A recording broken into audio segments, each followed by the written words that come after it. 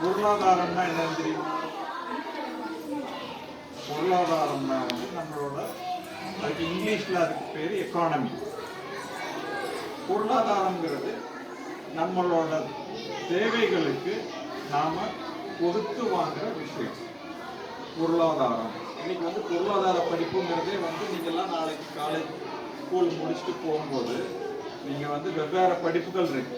விவசாயம் படிக்கலாம், கம்ப்யூட்டர் படிக்கலாம், வரைகிறதுக்கு ஆர்ட்ஸ் கலைகள் படிக்கலாம்.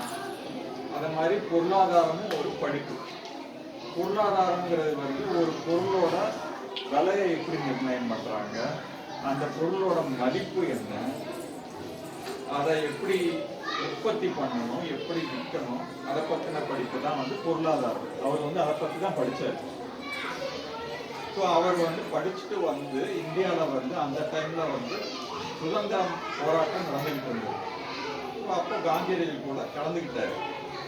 கலந்து அவர் காந்தியடிகளுக்கு நிறைய விஷயங்கள்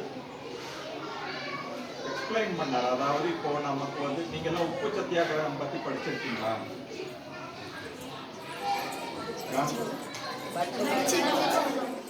ஹிஸ்டரி லவர் தான்.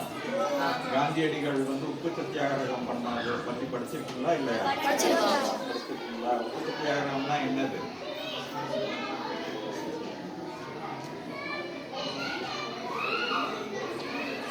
சத்தியாகிரகம்னா வந்து நம்ம கடல்ல இருந்து உப்பு எடுக்கிறோம் இல்லையா, எடுத்து அதை வந்து நம்ம வந்து உபயோகிக்கிறோம்.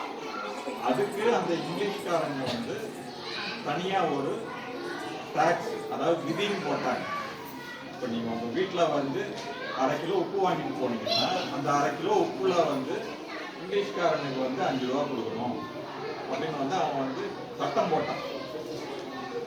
நம்ம கடல்ல இருந்து நம்ம உப்பு எடுக்கிறோம், நாங்க வந்து உங்களுக்கு ஏன் நிதி கட்டணும் அப்படின்னு சொல்லி தான் வந்து காந்தியடிகள் அந்த போராட்டத்தை ஆரம்பிச்சார். காந்தியடிகளுக்கு வந்து அந்த விஷயத்தை பத்தி சொல்லி கொடுத்ததே வந்து குமாரபாதம். ஸோ காந்தியடிகள் கூட இருந்த மிச்ச சுதந்திர போராட்ட வீரர்கள் எல்லாம் யாரு?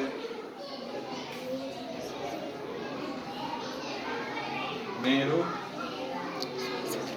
வல்லபாய் பட்டேல்,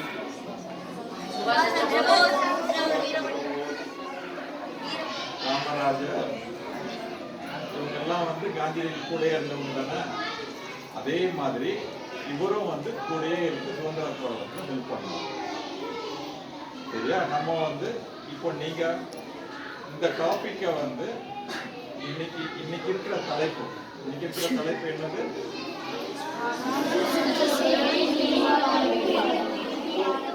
இந்த டாபிக்கும் குமாரப்பாக்கும் ரொம்ப நெருங்கிய தொடர்பு இருக்கு.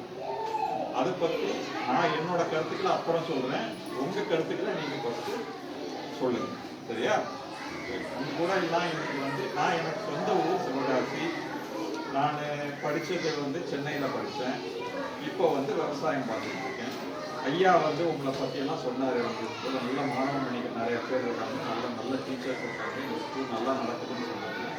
உங்களெல்லாம் பார்க்கணுங்கிற ஆர்வத்தில் இன்னைக்கு வந்துருக்கேன்.